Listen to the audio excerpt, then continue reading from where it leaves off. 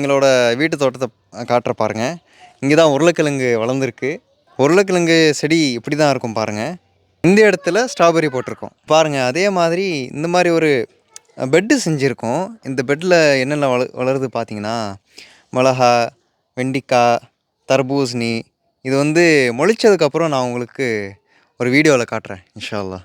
அதே மாதிரி இங்கே திராட்சை முளைச்சிருக்கு பாருங்கள். குட்டி குட்டியான திராட்சை. இங்கே பாருங்கள், வெங்காயம் பூண்டுலாம் முளைக்குது. இப்போ வீடு பார்த்தீங்கன்னா அல்ஹம்துலில்லாஹ் ஃபர்ஸ்ட் ஃப்ளோர் கட்டியாச்சு. இனிமேல் செகண்ட் ஃப்ளோர் கட்ட போகிறோம் இன்ஷா அல்லாஹ்.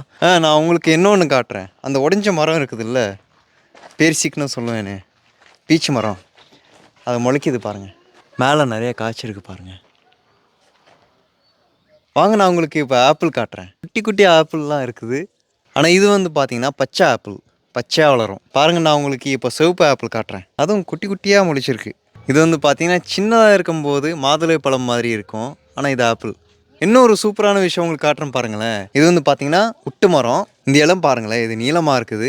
இது வந்து குட்டையாக இருக்குது. ஆப்பிளும் செரியும் சேர்ந்து மரம் பாருங்கள். எங்கள் வீட்டு பக்கத்து வீட்டுக்காரங்க தக்காளி கொடுக்க போகிறாங்க.